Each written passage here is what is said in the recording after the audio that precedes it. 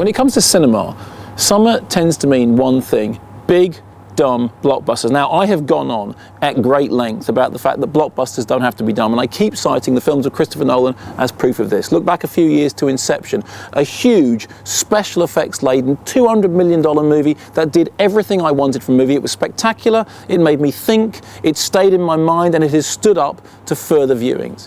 Yet generally, when you think of summer blockbusters, you think of Transformers.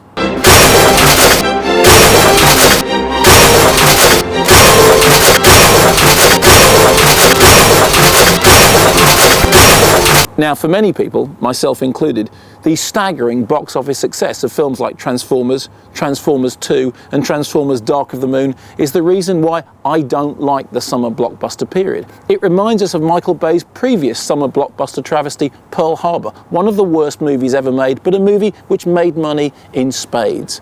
We can follow this trend all the way back to Waterworld, the Kevin Costner is a fish movie which, despite the stinkiest reviews imaginable, still managed to break even, opening in the summer. But it wasn't always like this. Historically, summer was not always the biggest time for cinema. In fact, for a long time, Christmas was the period that you opened movies that were thought of as being potentially really profitable. Now, nowadays, films that are open towards the end of the year are considered as being for your consideration. These are the awards contenders. You open the big, dumb, stupid stuff in the summer, and you save the intelligent, critically lauded stuff until nearer to the Academy Awards so that everyone can remember it.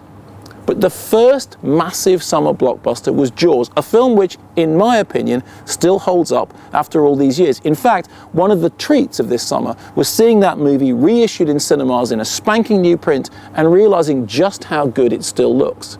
And there are plenty of other big-budget summer blockbusters that have stood the test of time. Think of Apollo 13. It has everything that a summer blockbuster needs. It has stars, it has spectacle, it has extraordinary expense, but it's also a really good film. Think of Forrest Gump. Many people despise Forrest Gump, but I will stand by that movie. I think that's an interesting, intelligent, smart, and darker movie than many people give it credit for, and I'm not alone in thinking that. Danny Boyle, who recently directed the opening to the London 2012 Olympics, and the man who directed Trainspotting, the film which changed the face of modern British cinema, stands by Forrest Gump, and I'm with him. See, I know I go on about this a lot, but just because something is big, just because it's popular, and just because it opens in the summer, it doesn't have to be stupid. So here's my question to you. In your opinion, what are the best and worst summer blockbusters? Now, here are the conditions.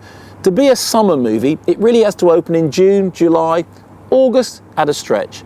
It probably has to cost a lot of money, and to be a blockbuster, it should have taken a lot of money. Beyond that, the choice is yours. Best and worst summer blockbusters. I look forward to hearing from you.